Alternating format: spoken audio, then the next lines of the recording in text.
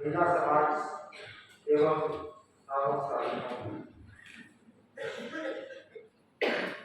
चातुर्मास के अंतिम सप्ताह में तिरावत महिला मंडल द्वारा विराट महिला सेमिनार का आयोजन आज किया जा रहा है, जिसका विषय है स्वस्थ समाज निर्माण में जागरूकता की भूमिका। और बड़े सुंदर विषय पर आज चर्चा की जाएगी, जिसमें दीदीगण, मुख्य वक्तागण, ऋषि का उद्बोधन विशेष रूप से सभी को सुनने को प्राप्त होगा। कार्यक्रम की शुभ शुरुआत मैं आमंत्रित करूंगा प्रेरणा गीत के संगार के लिए या प्रेरणा के लोगों ये प्रेरणा गीत का संगार से शुरुआत ओ बहनों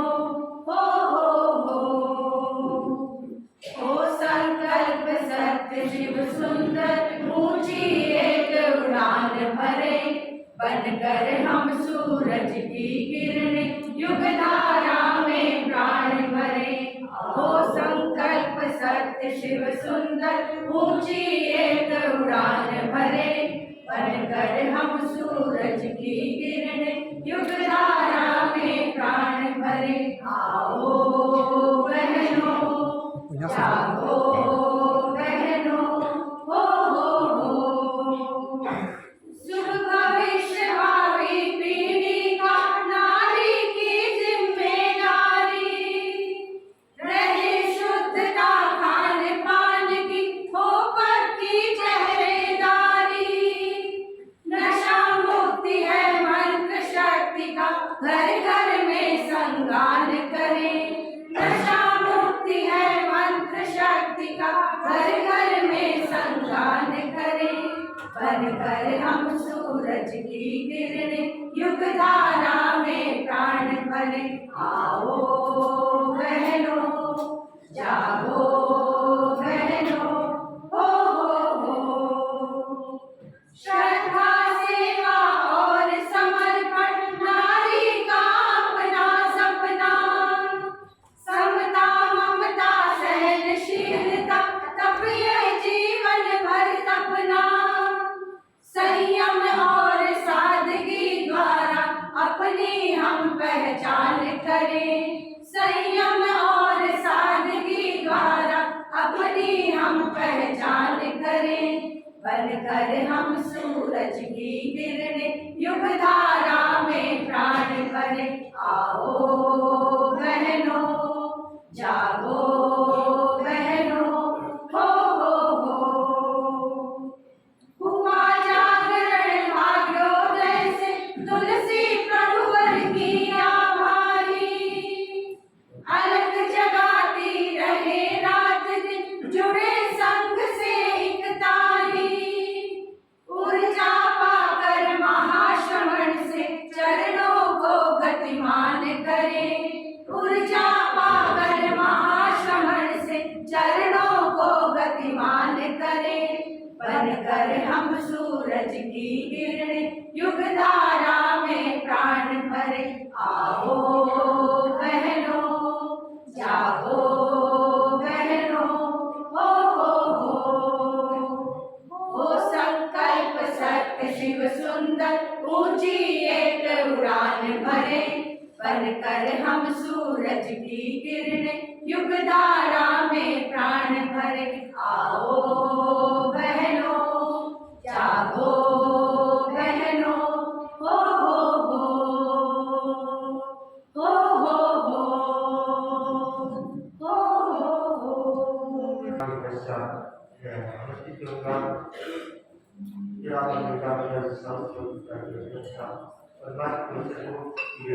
आज के अवसर पर स्वागत सत्र के विक्रम को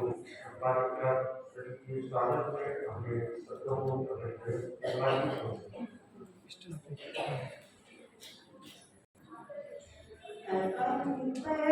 संकल्प वजित बिन के नाभि चित्ते चांचल्यं न जनिपतिकामिन्द्रियम् समं सोनाली वचन घनघोषे प्रहरणं प्रसन्नात्माभिषु नयनमभिधानं नयतु मे प्रसन्नात्माभिषु नयनमभिधानं नयतु मे। आराध्य की चरणों कोटिशनाथ महामनसी महातपस्वी युग प्रधान आचार्य श्री महाश्रवण जी के चरणों में भाव भरी वंदना। जन जन में आध्यात्म की गंगा प्रवाहित करने वाली विदुषी साध्वी प्रमुख श्री विष्णु विभा जी के चरणों में सह भक्ति वंदना।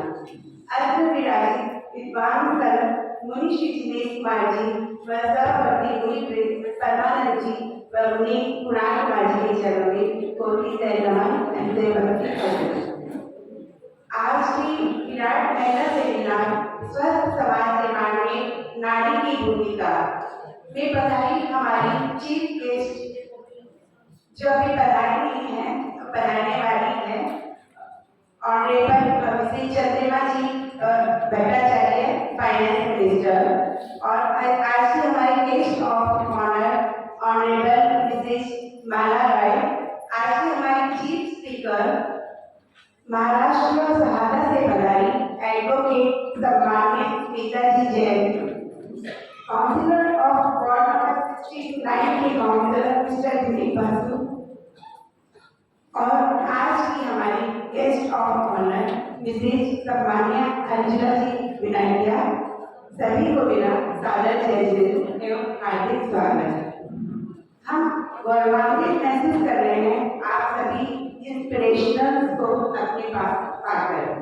हार्दिक स्वागत अखिल भारतीय महिला मंडल के अति समाज के सभी पदाधिकारीगण, महासभा के प्रधान न्यासी सम्मान्य श्रीमान सुरेश जी गोयल, हमारे गार्जियन स्वरूप श्रीमती भावलाल सफेद, चाउ सभा की अध्यक्ष सम्मान्य विनोद जी चोरडिया, मंत्री सम्मान्य कमल जी सेठिया एवं सभा के सभी पदाधिकारीगण, तेरापन युवक परिषद के अध्यक्ष एवं उनकी टीम, तेरापन प्रोफेशनल फॉर्म के अध्यक्ष एवं उनकी पूरी टीम, अनुबंध समिति के पदाधिकारीगण, बृहत्तर कोलकाता क्षेत्र एवं सभाबंद क्षेत्र से पधारी हमारी अध्यक्षा और मंत्री एवं उनकी पूरी टीम का स्वागत है तहे दिल से स्वागत करते हूँ मैं हमारी जीतू लेडीज विंग की अध्यक्षा, मंत्री और उनकी टीम का, राजस्थान महिला परिषद की अध्यक्ष और उनकी टीम का, भारत जैन मंडल के अध्यक्ष और उनकी टीम का,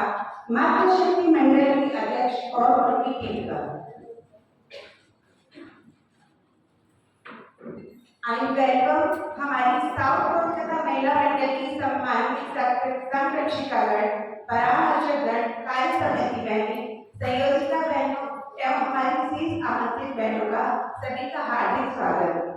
हमारी संस्था की शान केसरिया परिधान से आज इस प्रोग्राम की शोभा बढ़ाने पधारी हमारी सदस्य बहनों एवं उपस्थित श्रावक समाज सभी से मेरा सादर जय जय। आप सभी का हार्दिक स्वागत। नारी जननी है, जीवन शक्ति है, सृजन शक्ति है। नारी प्रगति है, प्रशस्ति है, उन्नति है। नारी सभ्यता है, संस्कृति है, पहचान है समाज की। नारी अजय अशोक अमोघ शक्ति है समाज की। महिलाएं परिवार बनाती है, परिवार घर बनाता है और घर समाज बनाता है और समाज से ही देश बनता है। इसका सीधा अर्थ मैं ये कह सकती हूँ कि नारी का योगदान हर जगह है। परिवार में रिश्तों की विभिन्न भूमिकाओं को निभाते हुए उनमें तालमेल रखने का कठिन कार्य केवल एक महिला ही कर सकती है। अतः हम ये कह सकते हैं कि स्वस्थ समाज निर्माण में एक महिला की भूमिका अत्यंत महत्वपूर्ण है। प्रत्येक परिवार यदि स्वस्थ होगा तभी स्वस्थ समाज के निर्माण की हम कल्पना कर सकते हैं। संभव तभी ये हो सकता है।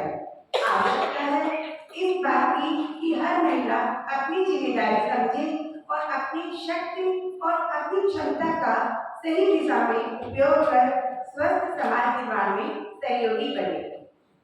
आज हमारे बीच उपस्थित है हमारी मोटिवेशनल स्पीकर स्मिता जी, जो हमें महाराष्ट्र से अपना वक्तव्य देने हमारे बीच पधारी है। तो इस टॉपिक पे हम सुनेंगे उनसे ही विशेष और सुनेंगे हम मुनीश जी को, जिनकी ये सोच कि कैसे हर महिला समाज में आगे आकर समाज में अपना योगदान दे। आज मुनीश जी की प्रेरणा से ही इतना विराट महिला सम्मेलन इस ग्रुप में संभव हो पाया है। मुनीश जी, आपके प्रति हार्दिक कृतज्ञता। और सच कहूं तो आज यदि मैं हमारे गणाधिपति गुरुदेव तुलसी और शासन माता को नहीं याद करूं, जिन्होंने हमारे स्वरूप को बनाने में इतनी मेहनत की है, तो कोई अतिशयोक्ति नहीं होगी। तो मैं नमन करती हूँ उनको भी, आज उनको याद करती हूँ हमें इतना आगे बढ़ाने के लिए। मैं सभी का हार्दिक स्वागत साउथ कोलकाता महिला मंडल द्वारा। अंत में दो पंक्तियों से ही अपनी बात संपन्न करना चाहती हूँ मैं। सृष्टि नहीं नारी बिना, सृष्टि नहीं नारी बिना, यही जगत आधार। नारी यदि तुम स्वस्थ हो, नारी यदि तुम स्वस्थ हो, तभी तो होगा स्वस्थ समाज एवं स्वस्थ परिवार, तभी तो होगा स्वस्थ समाज और स्वस्थ परिवार और आराम।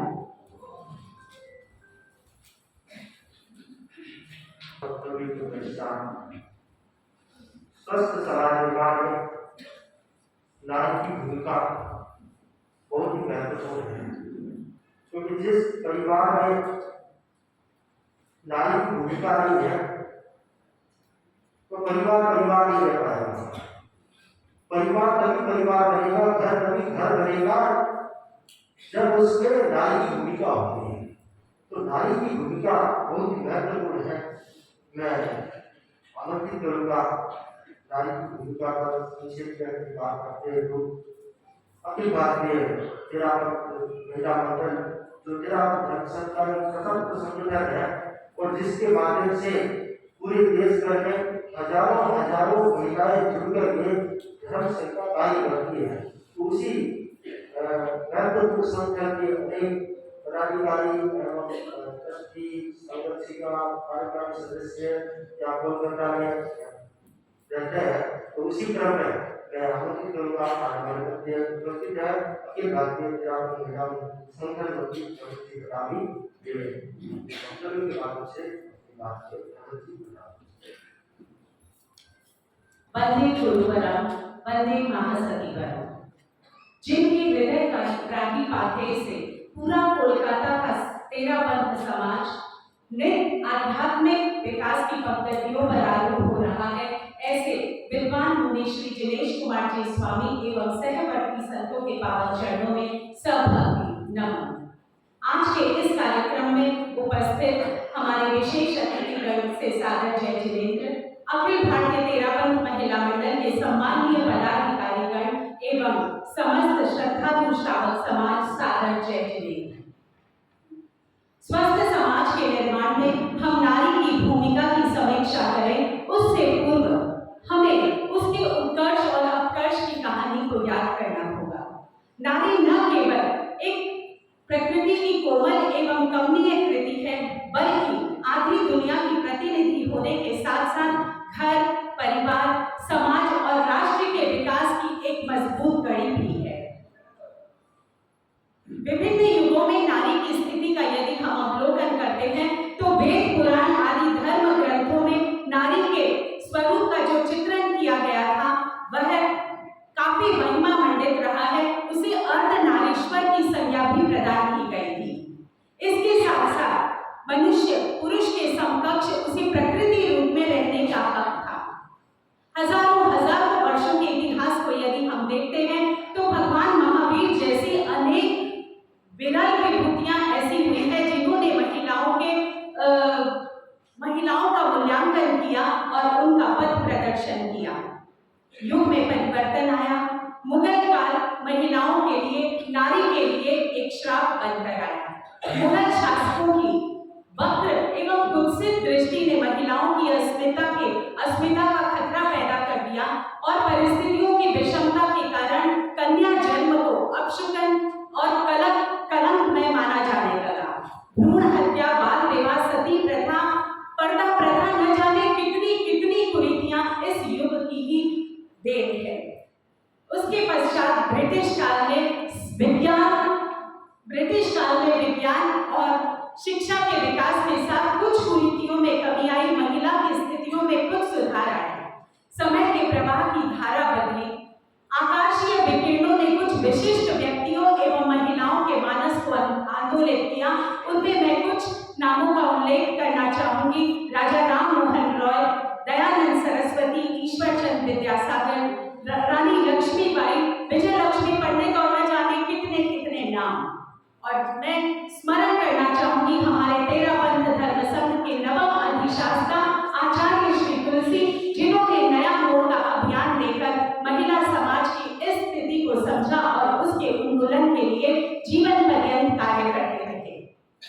उस समय एक ओर जहां स्वाधीनता के स्वर मुखरित हो रहे थे, वहीं दूसरी ओर नारी स्वतंत्रता के आंदोलन जोर पकड़ रहे थे। नारी ने उस शंखनाद को सुना, उसके भीतर एहसास जगा, उसके मन में यह संकल्प उभरा कि मुझे इस परतंत्रता के नकाब को उतारना है और स्वतंत्रता के उन्मुक्त वातावरण में मुझे सांसें लेनी है। यही से शुरू हुई नारी के कर्तृत्व की, उसके बुलंद हौसलों की कहानी। वह पुरुषार्थ करती गई और अपने एक उबड़ खाबड़ पगडंडी को पार करते हुए उसने समाज में अनेक कार्य किए और समाज को यह बता दिया कि उसके हाथ में केवल रोली चंदन ही नहीं रखा है, उसकी आंखों में खाली पानी ही नहीं रहता है, बल्कि समय पड़ने पर दुर्गा के रूप में अत्याचार और अन्याय का प्रतिरोध भी कर सकती है। नारी आज इस मुकाम पर पहुंची है, उसकी कर्मजा शक्ति का कारवा सफलता की दिशा में आगे बढ़ रहा है। चाहे शिक्षा हो, चाहे राजनीति, व्यवसाय, सामाजिक, हर क्षेत्र में नारी ने अपना एक विशेष स्थान कायम किया है। चाहे महिला श्रमिक से लेकर डॉक्टर, इंजीनियर, साइंटिस्ट, प्रधानमंत्री और राष्ट्रपति की भूमिका भी एक नारी बहुत खुशी खुशी अच्छा से निभा रही है। हमारे सामने हमारी चीफ गेस्ट एक पधारे हैं यहाँ पर।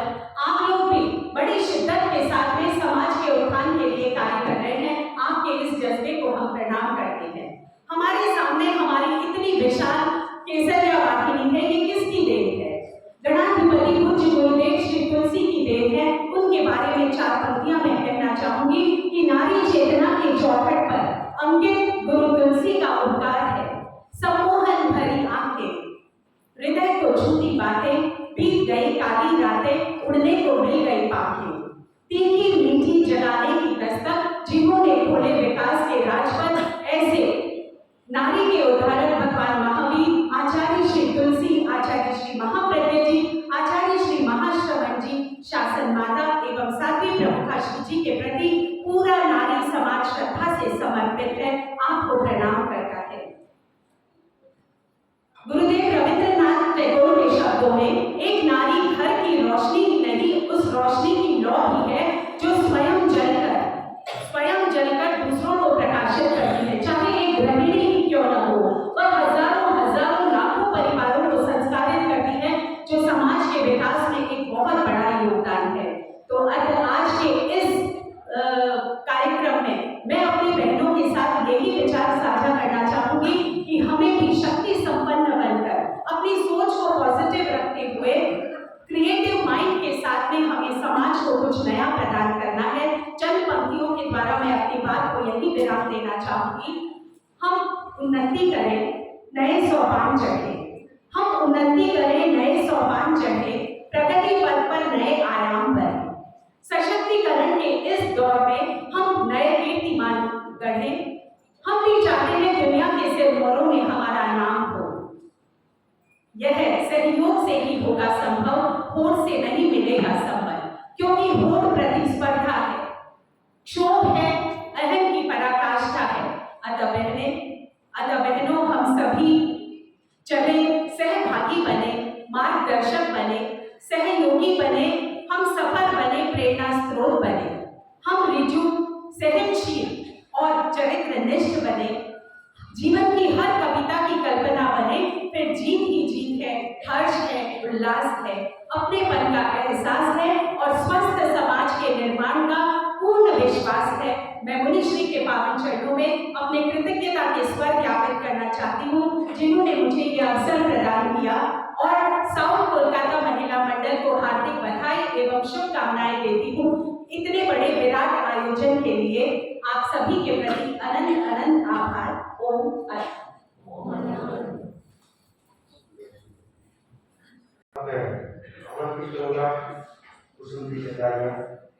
जो आज हमारे लंबे जो मुख्य वक्ता महाराष्ट्र से आए हैं, उनके परिचय के संदर्भ में बात करें। चरणों में वंदन। अति विराजित मुनिश्री दिनेश कुमार जी एवं सहव्रत की मुनि वृंद के चरणों में मेरा भाव भरा वंदन। सम्मानित मंच, वरिष्ठ पदाधिकारीगण, श्रावक एवं श्राविका समाज, सभी से सादर जय जय। आज हमारे बीच मुख्य वक्ता श्रीमती स्मिता जी कुचेरिया उपस्थित है। मैं उनका परिचय आपके सामने प्रस्तुत कर रही हूँ। स्मिता जी पारस जैन, सूरज फूड इंडस्ट्रीज, पारस पापड़, शाहदा, ताल Shahada, district Nandurbar, Maharashtra. Education BCom, LLB, MA in Jainology. Social activities director, Mahavir cooperative Patpedhi voluntary school. Religious activities, Paryushan सेवा फ्रॉम लास्ट 40 years। पर्यूषण परंपरा लास्ट 40 वर्षों से आप अपनी सेवाएं दे रही हैं। आपके प्रति बहुत बहुत आभार।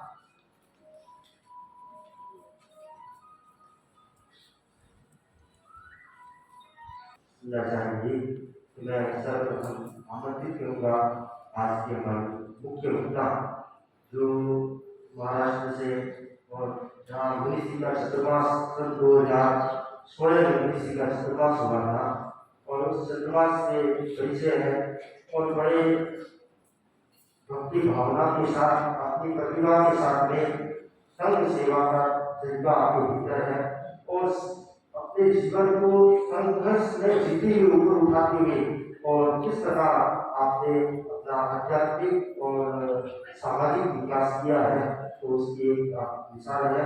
मैं आमंत्रित करूँगा को कि आज की संस्कृत पर अपना वक्तव्य प्रदान करें। मुनिश्री के चरणों में हम सभी की भावभीनी वंदना।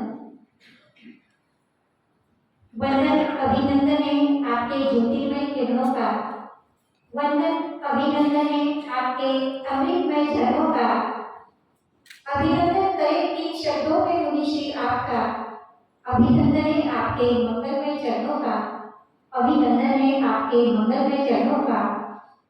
इन मंगलमय चरणों की शरण में कोलकाता की पवित्र भूमि में बरस रहा ज्ञान की आभा और चरित्र की प्रभा से प्रभावित विलक्षण पुरुषार्थ और विचक्षण प्रज्ञा से आलोकित मुनिश्री का यह एक ऐतिहासिक चातुर्मास। मुझे याद आ रहा है शाहजहां के उस चातुर्मास की कुछ स्मृतियों को, जो अपने आप में उस छोटे से क्षेत्र जहाँ केवल 50 घर तेरापन समाज के हैं, परंतु इतना विशेष गौरव के साथ कहना चाहूंगी, न भूतों न भविष्य की ऐसा सफल चातुर्मास मुनिश्री के सानिध्य में शाहजहां नगरी में संपन्न हुआ। आपकी खूब कृपा, खूब करुणा भाव रहा। विगत कई वर्षों से यूं समझो हर चातुर्मास में ही सही, दूर सुदूर प्रांतों में जहाँ भी आपका विराजमान होता है, आज तो शाहजहां से कोलकाता 1800 किलोमीटर का सफर तय करके आपके दर्शन और सेवा का लाभ मुझे मिला। जितनी भी कृतज्ञता आपके प्रति व्यक्त करूं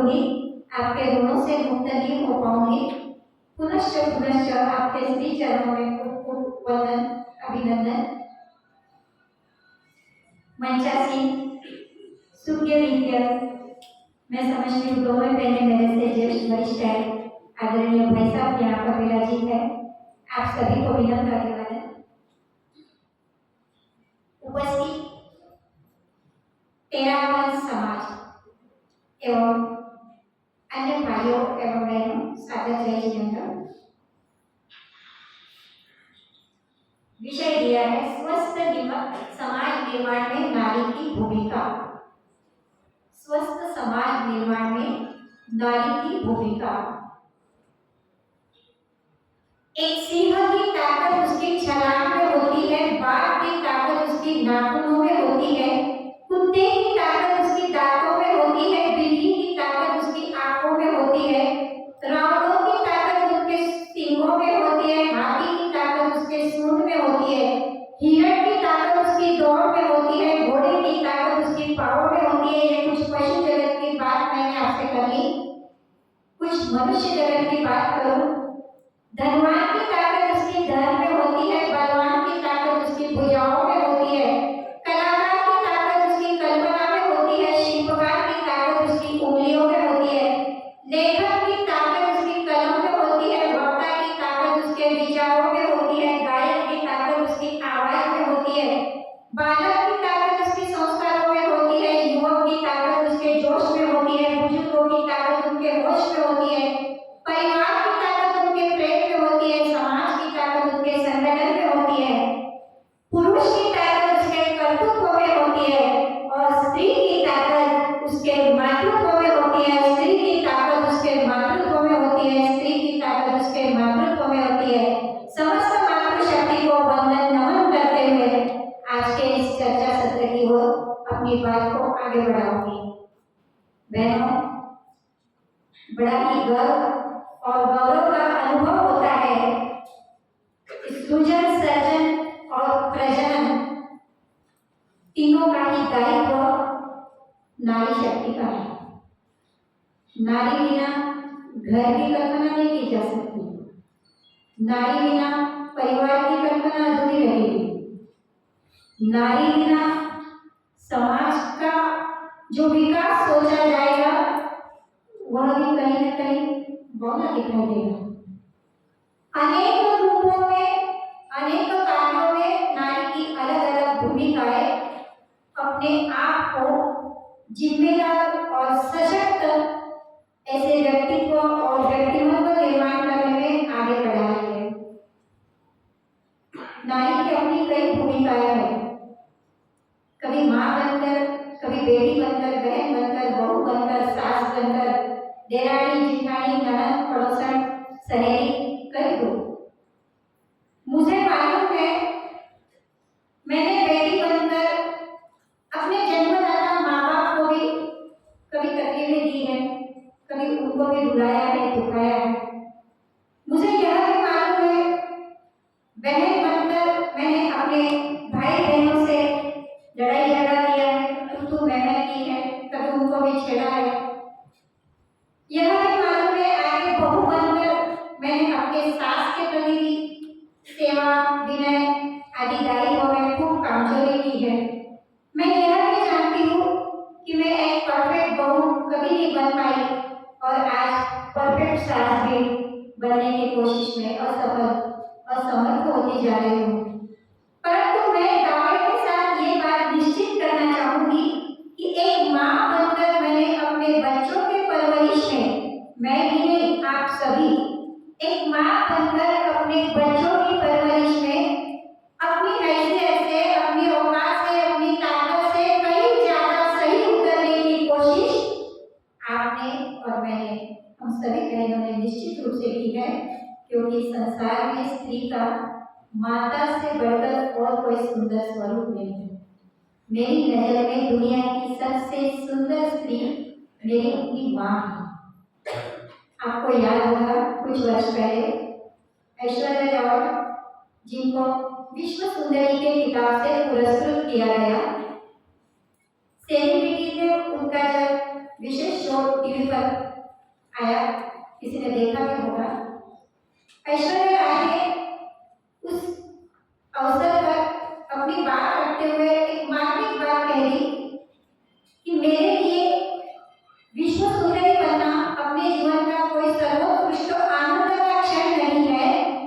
मेरे लिए जीवन का आनंद का क्षण वह होगा जब मैं माँ बनूंगी, अपने आप में स्त्रीत्व को पूर्ण करूंगी।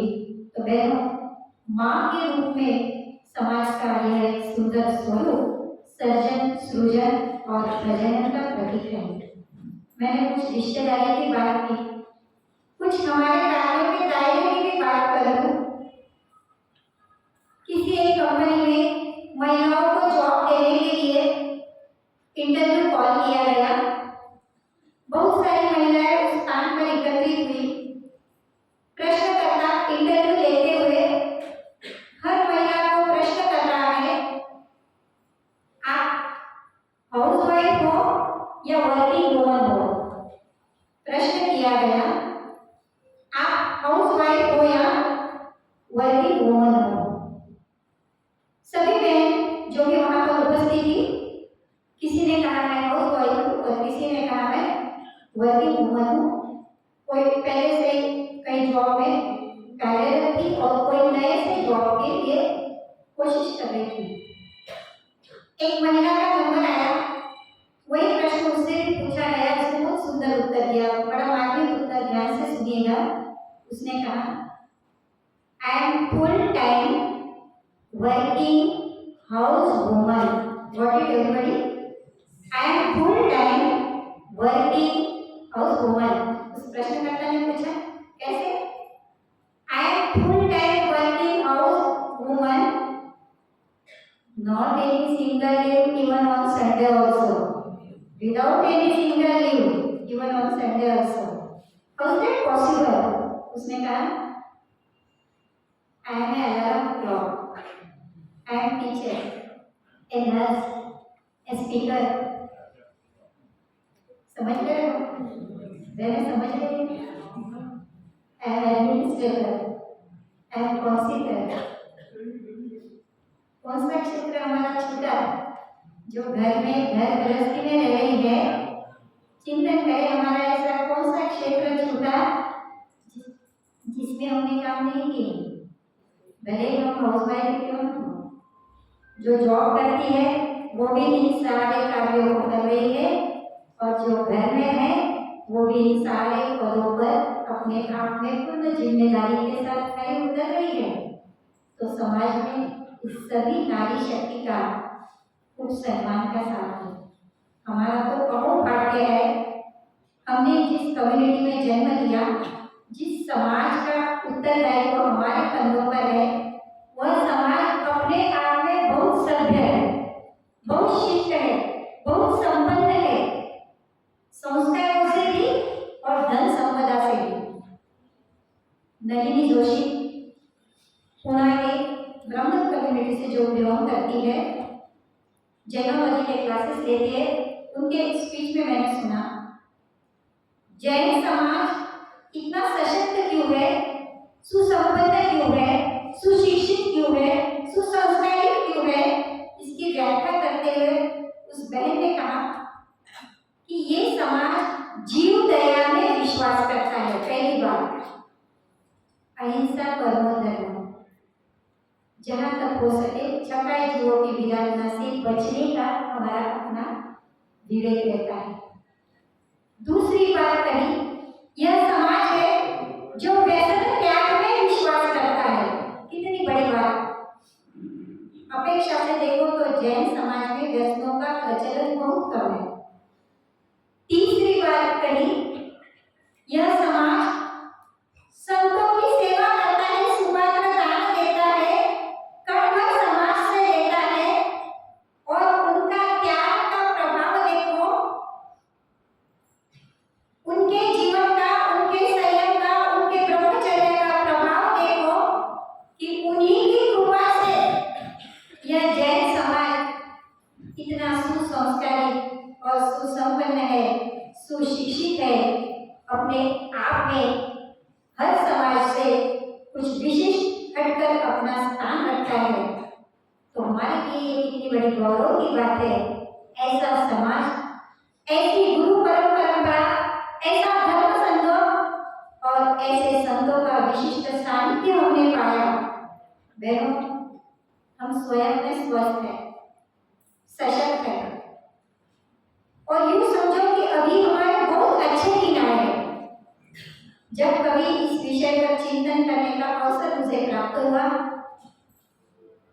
निश्चित तौर से मैं सभा के सामने रखती हूँ। कल्पना करो, हमारी दादी नानी, हमारी सास, दादी सास आदि के जीवन में झांक कर देखो और हमारे जीवन की, हमारे दिनचर्या की कल्पना करो। हमारे कितने अच्छे दिन आए हैं या नहीं? बहुत अच्छे दिन आए हैं। अब भ्रूण हत्या का प्रचलन कम हो गया। प्रचलन ऐसा कम हुआ, लड़कियों की संख्या अनुपात से लड़कों से कम होती गई। यह भी हमारे लिए सौभाग्य का विषय है। पूर्व में कहते थे, जब छोरो हुए तब दादी धागा पर चढ़ी ने, छत पर चढ़ी ने थाल बजाया करे। अंजब छोरी हुए तब दादी कमला माई बेड में छागड़ो बजाया करे। रोना धोना इतना अंतर क्यों है छोरा और छोरी माई में? तो आगे कहा गया, छोरो भेड़ो कर गावे है और छोरी भेड़ो कर ले जावे। आज वो स्थिति नहीं है। अब क्या लड़कियां ब्याह करके ले जाएंगी? हम ही अपने घरों में पैसा दे देकर लड़कियों को ला रहे हैं, बहुओं को ला रहे हैं। देखो समाज का कितना विचित्र सोच आपके सामने रख रही हूँ। और हम बात कर रहे हैं कि हम स्वस्थ समाज में, स्वस्थ जीवन शैली में जी रहे। पहले लड़कियों की, सभी का ध्यान मेरी ओर रहे, बहनें आने वाली आती रहेंगी, व्यवस्था होती रहेंगी। पहले लड़कियों की परवरिश में, पढ़ाई लिखाई में इतना ध्यान नहीं दिया जाता था। आज समय ऐसा आ रहा है, कई स्थानों पर हमने देखा है, लड़कों की अपेक्षा लड़कियां ज्यादा पढ़ लिख कर ऊंचे पद प्राप्त कर रही है, ऊंचे स्थानों पर जॉब कर रही है, काम कर रही है, समाज में भी बहुत अच्छा बड़ा योगदान दे रही है। यह भी हमारे लिए अच्छे दिन आए या नहीं आए? अब कौन बहू है जो सुबह 4-5 बजे उठकर चक्की घंटी पीस रही है? कौन बहू है जो 5-6 बजे उठकर माथे पर घड़े रखकर पनघट से पानी आने ला रही है? कितना काम हमारा सहज हो गया। घर घर में कितने यंत्र आ गए और नई सही कसर हमारे मोबाइल में भी पूरी कर दी। सारी दुनिया बहनों के मुट्ठी में आ गई। ग्लोबल से लेकर ग्लोबल और ग्लोबल से लेकर ग्लोबल तक सब कुछ online, trading, selling, shopping, purchasing, study, सब कुछ।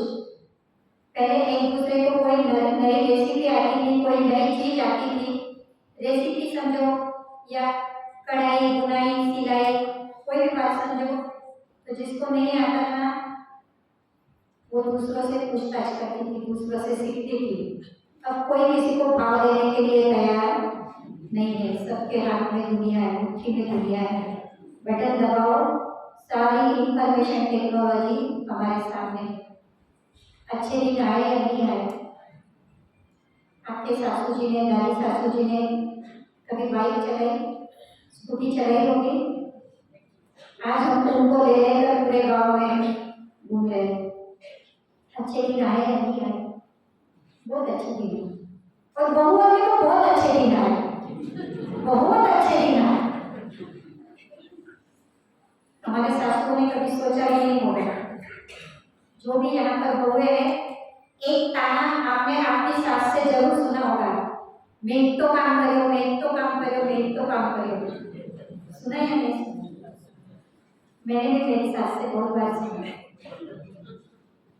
सुनकर एक दिन मैंने भी उनको सुना दिया। सच कसक अपनी जीवन का बता रही हूँ। अब मैं जल्दी उठकर कहाँ कुआं देखने जाऊँ, मैं जल्दी उठकर कहाँ घंटी चक्की देखूँ? आपके घर में है क्या? हमारी कुनवानी जोरदार थी, इसलिए हमको ये सब विरासत में मिला। माँ, आपकी कुनवानी में कहीं कभी रह गई। अब मेरी बेटी और बहू यही बात मुझे बताएगी कि माँ, आपकी कुनवानी में कुछ कमी रह गई, क्योंकि आने वाली पीढ़ी और बहुत कुछ संपन्नता और सुविधा का उपभोग करने वाली आएगी और हम यही रोना रोते रहेंगे। मैं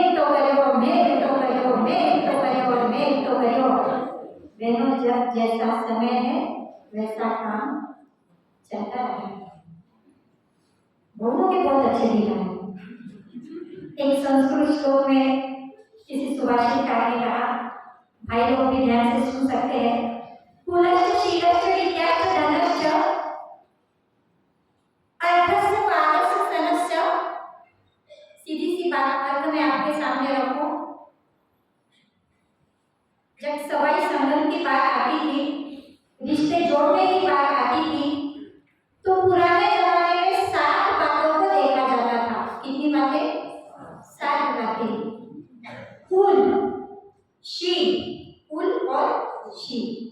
मार्गानुसार के जो 25 गुण हमारे धर्म ग्रंथों में आते हैं, उनमें कई मैंने पढ़ा, समान कुल और समान शील वाले भिन्न गोत्रीय विवाह संबंध होना चाहिए। बात समझ रहे हैं? यहाँ गांधर्व विवाह अर्थात लव मैरिज के लिए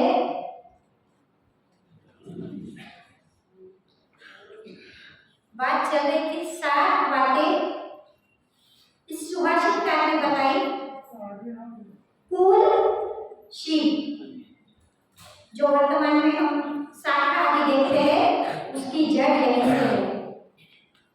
कुल, शील, फिर देखा गया धन, विद्या अर्थात पढ़ाई। उसके बाद देखा गया परिवार, खानदानी परिवार हो, जाना माना पहचाना परिवार हो। उसके बाद देखा गया उम्र, लड़का या लड़की, उनकी उम्र। और देखा गया स्वास्थ्य। स्वास्थ्य में कहीं कोई विकलांगता नहीं है, कोई शरीर में या मानसिक रूप से कोई आदि व्याधि आदि नहीं है। 7 बातें देखते थे। पुराने लोग कहते थे, अगर लड़का देखने जाना है तो उसका आने वाला कल देखना। अगर लड़का देखने जाना है तो उसका आने वाला कल देखना, और लड़की देखने जा रहे हो तो उसका पीछे वाला कल देखना। इतनी मार्मिक बात हमारे बड़े बुजुर्गों ने हमारे सामने रखी। आज समय बदल गया, बहुत अच्छे दिन आए। अब क्या देखने जा रहे हो? चिंतन करना। वही 7 बातें आपके सामने वर्तमान की स्थिति परिस्थिति में बता रही हूँ। लड़का अकेला हो, पहली बात।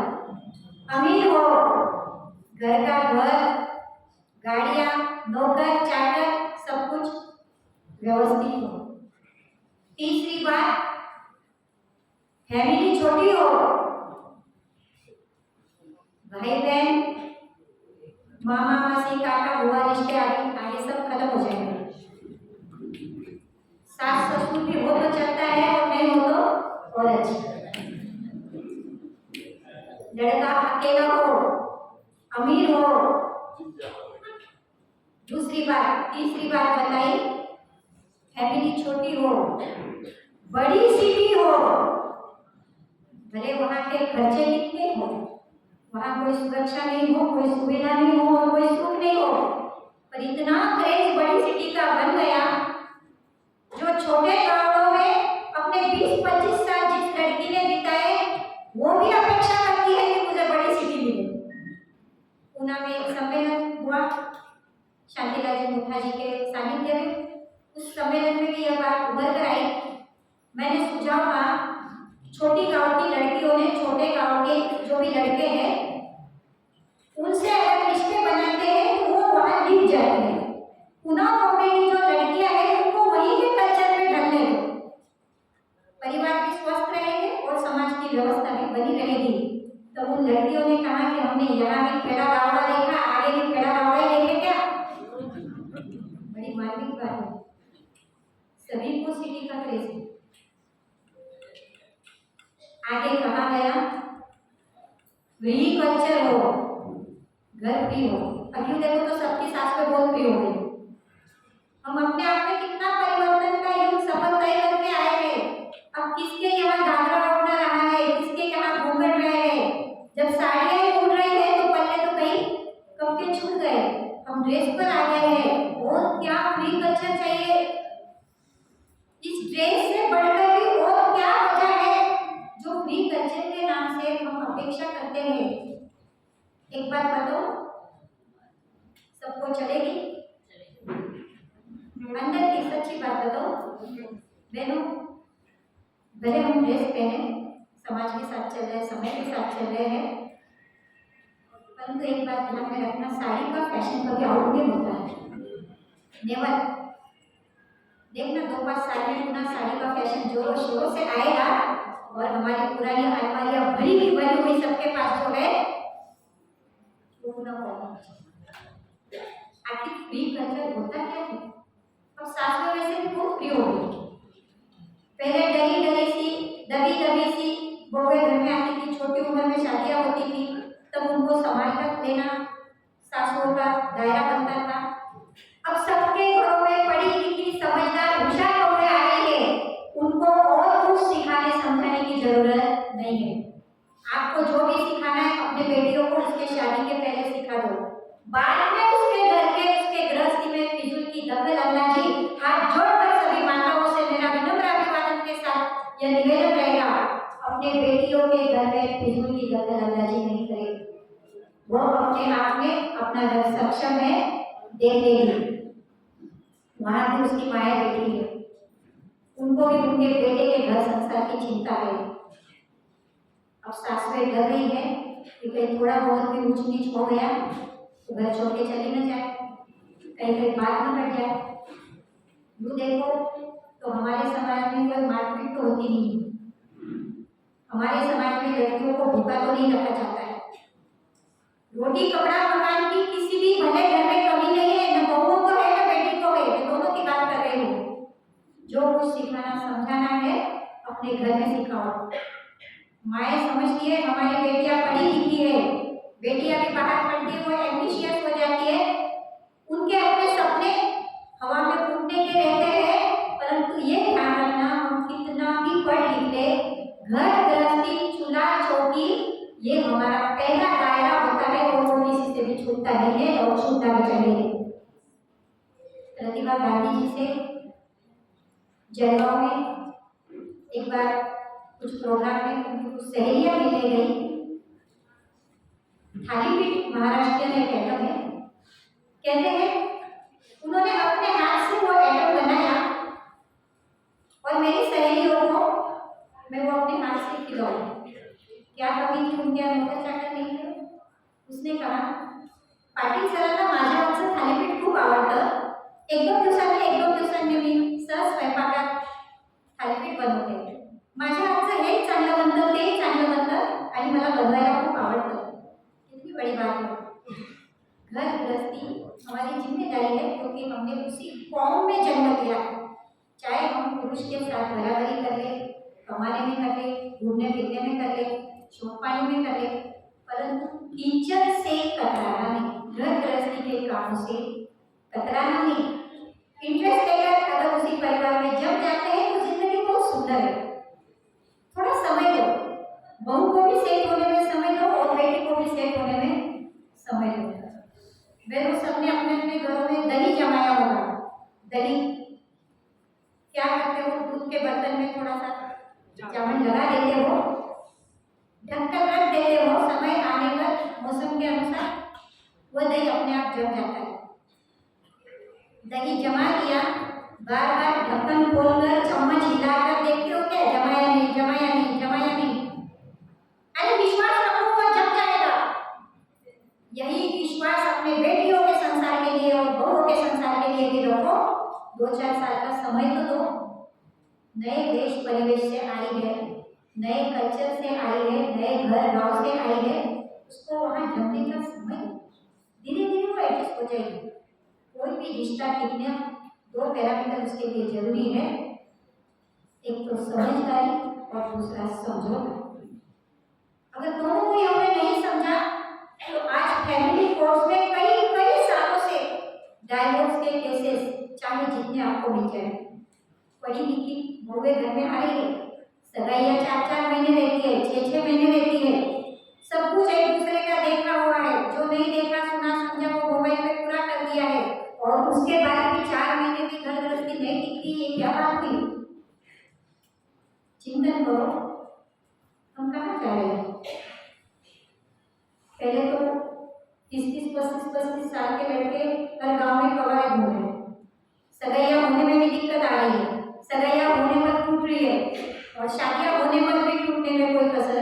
नहीं, यहाँ तक शहरों में देखा गया है 20-20, 25-25 साल शादी के हो रहे हैं और फिर भी रिश्ते नहीं दिख रहे हैं।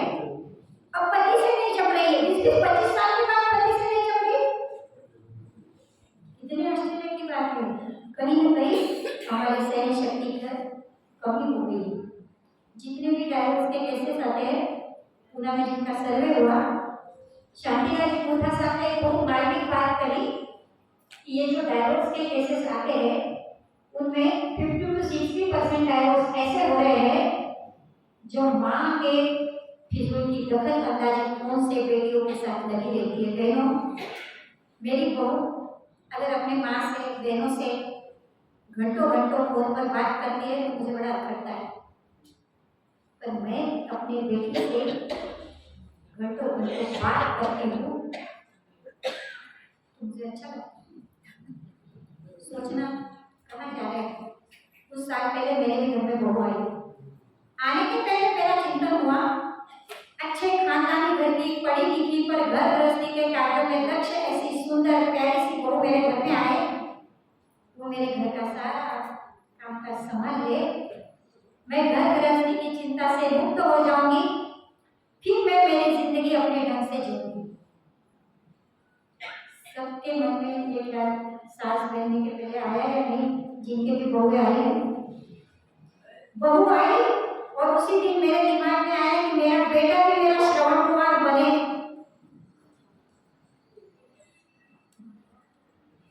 ध्यान रखो, मैंने चिंतन किया, जब मेरी बहू आई तो मेरे सास भी घर में थी। मैंने अगर मेरे पति को मेरे सास ससुर का श्रवण कुमार नहीं बनने दिया है, इस अपेक्षा से मैं ये चिंतन करूं कि मेरा बेटा श्रवण कुमार बने, कभी नहीं बनेगा। आजकल नया फैड चल रहा है कि हमारे घर में हम बहुओं को बेटी समझकर रखते हैं। होता है, कई बार बोलते हैं कि बहू नहीं मेरी बेटी है, बहुओं को बहू नहीं बेटी समझकर रखो। देखो, बेटी तो बेटी होती है और बहू तो बहू होती है, ये बात बेकार सत्य है। चाहे हम कितना भी कहें, बहू कभी बेटी नहीं बन सकती है और बेटी कभी बहू नहीं बन सकती है, ये रिश्ता ही अलग है। बेटी लाड प्यार की, डांट फटकार की हकदार है। माँ ने बेटी को कभी डांटा नहीं, फटकारा नहीं, कुछ नीच बात हुई तो कभी टोका नहीं। अब घर में अपने बहुओं को टोक के देखो, डांट फटकार करके देखो, उतना मन है आपका? नहीं। बहू हकदार होती है मान, सम्मान और जिम्मेदारी की। वो घर की लक्ष्मी है, उसको बहू को बहू रहने दो और सास को सास रहने दो। आपको अगर इतना शौक चढ़ा है अपने बहू को बेटी बनाने का, तो कोशिश करो कि मैं उसकी माँ बनूं। वो आपके हाथ में। आपकी बहू आपकी बेटी बने या नहीं बने उस पर डिपेंड करता है। पहले आप तो उसकी माँ बनो, उसकी माँ बनकर जियो तो सही। देखना, सास बहू के रिश्तों में बहुत अच्छा आनंद आता है। कई सास बहुओं की जोड़ियां ऐसी भी है कि जो एक दूसरे के साथ सहेली जैसा व्यवहार करती है और उनका जीवन बहुत सुख शांति से बीतता है। जरूरी है परिवार में हियरिंग एंड केयरिंग। सबकी सुनो, सब मेरी सुने या अपेक्षा मत करो। हर स्त्री को लगता है घर में मेरी चले, बेटा वो मेरी मुट्ठी में हो, बच्चे मेरी उंगलियों पर नाचे, पति मेरी बात सुने, मेरे अनुसार चले। सत्यभामा ने द्रौपदी से सहज प्रश्न पूछा। 5 पांडवों की पत्नी द्रौपदी सहज पूछ लिया कि तुमने इन 5 को कैसे वश में किया? मैं एक कृष्णा को वश में करना चाहती हूँ। बात समझ में आई? सत्यभामा ने द्रौपदी से पूछा, तुमने इन 5 को कैसे वश में किया? मैं एक कृष्णा को अपने वश में करना चाहती हूँ। द्रौपदी ने कहा, जब इन 5 के साथ मेरा संबंध हुआ, विवाह हुआ, विदाई की बेला आई, तब मेरी माँ ने मेरे पल्लू में एक सीख बांध दी, एक बात मेरे पल्लू में बांध दी कि जहाँ जा रही हो वहाँ एक को नहीं 5-5 को निभाना। जिसको अपने वश में करना चाहती हो, स्वयं पहले उनके वश में हो जाना। इतनी बड़ी बात इस छोटे से दृष्टांत के माध्यम से आपके सामने रखी जा रही है। दूसरों को वश में करने का मत सोचो, पहले हम किसी के वश में होकर जिएंगे, अपने आप सारे हमारे वश में हो जाएंगे। जिन्होंने दूसरों को सुधारने की कोशिश की है वो हार गए, और जिन्होंने खुद को सुधारने की कोशिश की है वो संसार में हमेशा हमेशा जीत गए हैं। ये फंडा जरूर ध्यान में रखो। कुछ में अपने आप में परिवर्तन करो, हियरिंग सबकी सुनो, सबको समझो, सबको साथ लेकर चलो, और केयरिंग घर में जितने भी सदस्य हैं, बड़ों से लेकर बच्चों तक, किसी की भी उपेक्षा मेरी ओर से नहीं है। मैं सभी के साथ सम्मान करती रहूं तो हमारे लिए बहुत अच्छे दिन आए हैं।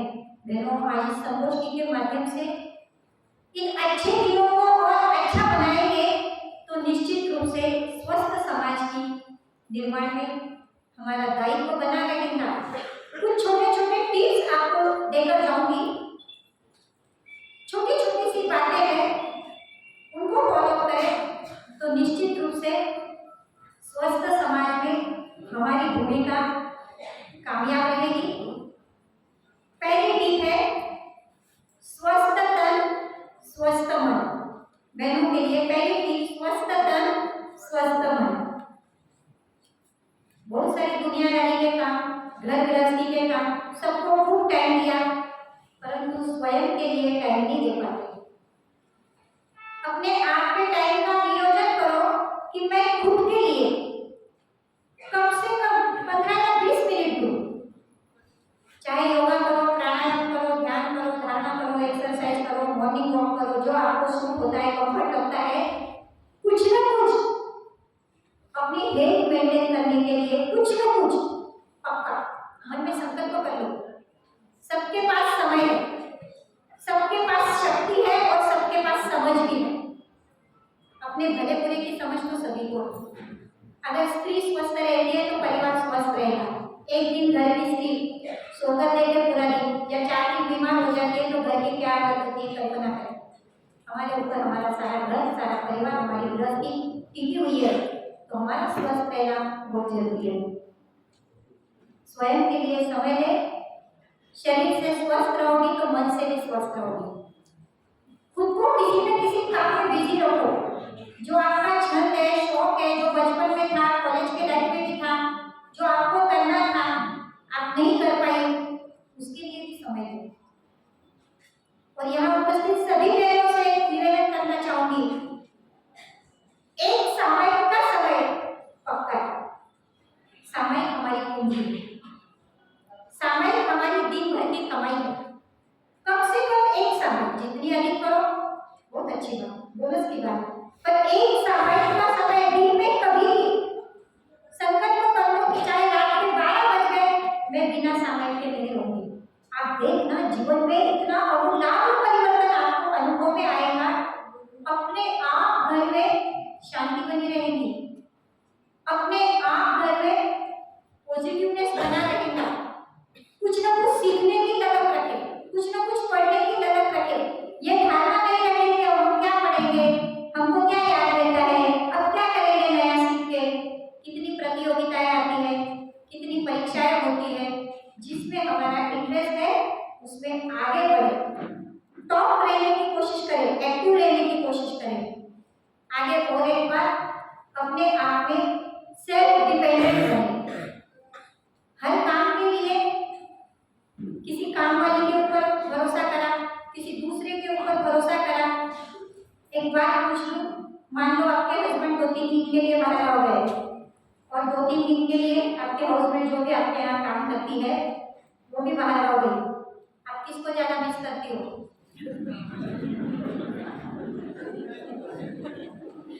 किसको ज्यादा फोन लगते हैं? ये हमारी पराधीनता है। काम करते रहेंगे, अपने आप में एक्टिव रहेंगे। टाइम एडजस्ट कर लो, थोड़ा बहुत इधर उधर करो, छुट्टी हो जाए। इतना इशू उस बात के लिए क्यों रखना? सासुएं भी जब तक हमारे हाथ पांव चलते हैं, घर गृहस्थी के काम छोड़े नहीं।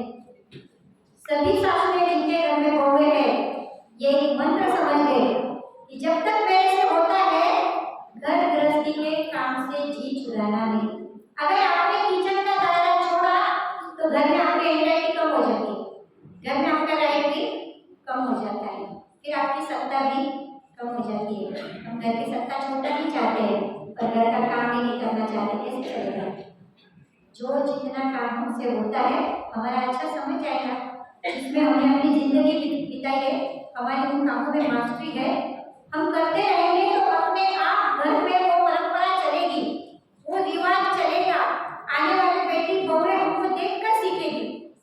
तो ध्यान दे, घर गृहस्थी के काम बड़ी बुजुर्ग महिलाएं भी रहे तो वो भी कुछ न कुछ हाथ बढ़ाए तो अपने आप घर में दूसरों को सहारा भी मिल जाएगा। आगे बढ़ने टाइम एक छोटी सी टिप, 2-3 टिप्स और आपके सामने रखूंगी। बच्चों को समय दे, थोड़ा मोबाइल का समय अपना कम करें, तब जाकर बच्चों को हम समय दे पाएंगे। सुधा मूर्ति से एक बाल संस्कार शिविर में एक माँ ने कहा, स्कूल में जो शिविर आयोजित किया गया था, उस माँ ने सुधा मूर्ति से कहा कि आजकल बच्चे सुनते नहीं, सभी की शिकायत होगी, बच्चे सुनते नहीं। सुधा मूर्ति जी ने इतना सुंदर समाधान किया कि आजकल बच्चे सुनने वाले पैदा होते ही नहीं, बच्चे सुनते नहीं, बच्चे देखते हैं। कितना सुंदर उत्तर है, बच्चे सुनते नहीं है, बच्चे देखते हैं। पहले हमें अपने आप को परफेक्ट बनाना होगा, हमको देखकर हमारे बच्चे अपने आप समझ जाएंगे। अब यूं समझो कि भोले नादान बच्चे पैदा होना वो ट्रेंड खत्म हो गया, अब गर्भ से ही एक्स्ट्रा ऑर्डिनरी बच्चे पैदा हो गए, जो हमको नहीं समझ में आ रहा है वो भी उनके समझ में बहुत जल्दी आ रहा है। उसे टैकल करना बहुत बड़ा टास्क है, बहुत बड़ा चैलेंज है। अब इतनी कंपटीशन बाहर बढ़ गई है, सिलेबस पढ़ाई भी इतनी बढ़ गई है, जो हमारी शक्ति और समझ से बाहर हो रही है, ऐसे बच्चों से टैकल करना हमारे लिए डिफिकल्ट हो रहा है। हमारा सारा ध्यान बच्चों के करियर के और है, कैरेक्टर की हम उपेक्षा कर रहे हैं। जो भी पढ़ाई बाहर में हो रही है एग्जाम ओरिएंटेड हो रही है, कैरेक्टर ओरिएंटेड होनी चाहिए, उसकी उपेक्षा की जा रही है। और यही कारण है कि हमने बच्चों को बहुत अच्छे से अच्छे ब्रांडेड ऊंची से ऊंची चीजें दी, जो हमने कभी अनुभव में भी नहीं की थी। याद करो अपने स्कूल कॉलेज का जीवन, हमारे पास क्या था तब, नए नए ड्रेसेस थे, पढ़ाई तो हमने भी की होगी, स्कूल की होगी, कॉलेज की होगी, नई स्टेशनरी थी, नई नई क्लासेस और कोचिंग के अच्छे नए साधन भी हमारे पास नहीं है, फिर भी हम पढ़े या नहीं पढ़े। आज बच्चों को हमने ऊंची से ऊंची, ऊंची से ऊंची, ऊंची से ऊंची सब चीजें दी, खूब सुख दिया, खूब सुविधा दी, नहीं दिया तो समय जो हमारा अपना बच्चों को हमने देना चाहिए था। एक आधुनिक उदाहरण आपके सामने रखूं। श्री कृष्ण जी को सपना आया, श्री कृष्ण जी ने अपना सपना भगवान नीमिनाथ जी के पास रखा, और भगवान आज रात में मैंने एक सपना देखा, एक गाय ने नवजात बछड़े को जन्म दिया है और वह गौ माता उस बछड़े को इतना लाड प्यार से दुलार रही है, पुचकार रही है, अपनी जीवा से चाटे जा रही है। गौ की जीवा होती है वो कर्कश होती है, खुरदरी होती है, और उसकी मुलायम खाल है उस बछड़े की, वो इतना लाड प्यार से उसको दुलार रही है, पुचकार रही है, इतना लाड प्यार कर रही है, करते करते करते करते उस कोमल खाल से खून निकलने लगा और वो बछड़ा बेहोश होकर गिर गया। भगवान ऐसा सपना, इसका क्या अर्थ है? नीमिनाथ भगवान ने कहा आगे आने वाले पंचम आने में माता पिता अपने बच्चों के इतना लाड करेंगे, इतना देंगे, इतनी सुख सुविधा, इतना कराएंगे कि वो बच्चे का अहित करेंगे और खुद भी पछताएंगे। बहनों ध्यान रखो, बच्चों के संस्कारों की सबसे बड़ी जिम्मेदारी आप तुम्हारी है। जितना समय बच्चों को दे सकते हो जरूर दो, फिजूल खर्ची से बचो, फिजूल गॉसिप से भी बचो, अनावश्यक व्यवहार से भी बचो, सादगी में जीवन जियो। जीवन बहुत सुंदर है, बहुत अच्छा है, हमने बिल्कुल स्वस्थ समाज में जन्म लिया है, और हमारा परिवार अगर स्वस्थ बनता है तो निश्चित रूप से समाज का भी सत्यम शिवम सुंदरम रूप हमारे सामने आएगा। इन्हीं मनोभावों के साथ 13 महिला मंडल के आयोजक ने मुझे यहाँ पर आमंत्रित किया। मुनि श्री की कृपा करना के बारे में तो कहूँ क्या, बहन पद्मा जी ने भी समय समय पर हमारा खूब ध्यान रखा। कविता जी, आदि बहन, आज और एक बहन संगठन मंत्री जी, उनको भी सुना, उनसे भी खूब प्रभावित रही हूँ। आप सभी के प्रति खूब खूब खूब खूब कृतज्ञता व्यक्त करते हुए मेरे शब्दों को विराम। जय बाबा। पिताजी से अपने वक्तव्य में महिला, नारी, स्वस्थ समाज विभाग में किस प्रकार भूमिका निभाती है, तो बहुत सारे बातों का स्पर्श करते हुए बहुत सारी प्रेरणा देने में अपना वक्तव्य संपन्न किया। बहुत साधुवा इसी क्रम में मैं आमंत्रित करूँगा कि आप मेरा बहनों को गीत संगान निर्माण सारी सद्गुण की है खान, नारी सद्गुण की है खान। संस्कारी बनकर करना है निज से निज कल्याण, नारी सद्गुण की है खान, नारी सद्गुण की है खान। चंदन वाला सती अंजना, सीता शिवा आत्मरंजना। शीलवती थी कर्म भंजना, सती सुभद्रा बनी सज्जना। ब्राह्मी सुंदरी राजमती थी, ब्राह्मी सुंदरी राजमती थी, जिन शासन की शान, नारी सद्गुण की है खान, नारी सद्गुण की है खान। समता दमता क्षमता भारी, दुर्गा सरस्वती है न्यारी। लक्ष्मी की महिमा जयकारी, घर की श्रद्धा के सर क्यारी। सहिष्णुता की प्रतिमूर्ति है, सहिष्णुता की प्रतिमूर्ति है। शीलवान गुणवान, नारी सद्गुण की है खान, नारी सद्गुण की है खान। नर को राह दिखाने वाली, मानो कल्प वृक्ष की डाली।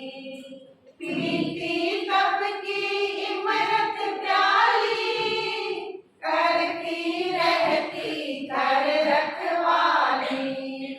सदाचार की चादर ओढ़े, सदाचार की चादर ओढ़े, संतों का आह्वान, नारी सद्गुण की है खान, नारी सद्गुण की है खान।